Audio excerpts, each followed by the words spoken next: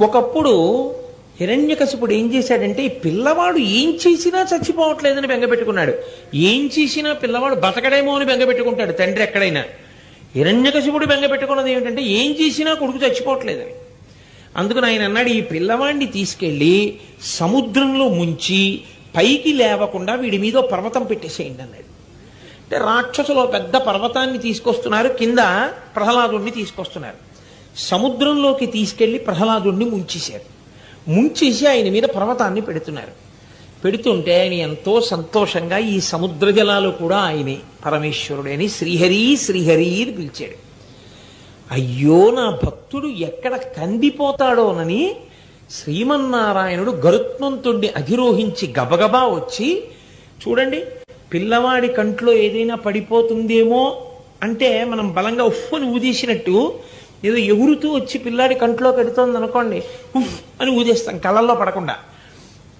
అలా శ్రీమన్నారాయణుడు రాక్షసుల చేతిలో ఉన్నటువంటి పర్వతాన్ని ఉఫ్ అని ఊదాడు. ఊదితే ఆ పర్వతం వెళ్ళి విశాఖపట్నం, విశాఖ సముద్రం, విశాఖ సముద్రనామం, ఆ సముద్రంలో ప్రహ్లాదుణ్ణి ముంచారు. ముంచినప్పుడు ఆయన ఉఫ్ అని ఊదితే ఈ పర్వతం వెళ్ళి దూరంగా పడింది. ఈ పర్వతం వెళ్ళి దూరంగా ఎక్కడ పడిందో ఆ పర్వతం ఆకాశంలోంచి చూస్తే సింహంలా కనబడుతుంది. శ్రీ మహావిష్ణువు యొక్క నోటి ఊపిరి చేత కొట్టబడి దూరంగా వెళ్ళి పడింది కాబట్టి దానికి సింహశైలము అని పేరు.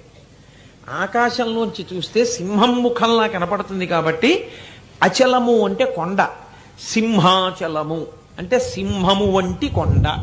అది ప్రహ్లాదుణ్ణి ముంచుతున్నప్పుడు శ్రీమన్నారాయణుడు ఊది దూరంగా పడేసిన కొండ. విశాఖ సముద్రము, సముద్రంలో నొక్కి పెట్టిన పిల్లవాణ్ణి ఆయన పైకి ఎత్తాడు. పైకెత్తితే ఎంతో సంతోషించి ప్రార్థన చేశాడు ప్రహ్లాదుడు. ప్రార్థన చేస్తే ఆయన అన్నాడు, ఇప్పుడు నీకు నేను ఏ రూపంతో కనపడ్డానో అదే రూపంతో రాబో కాలంలో నీ తండ్రి అయినటువంటి హిరణ్యకశిపుణ్ణి సంహారం చేస్తాను. నీ తండ్రి హిరణ్యకశిపుణ్ణి సంహారం చేసిన తరువాత నువ్వు రాజ్యం ఏలుతావు.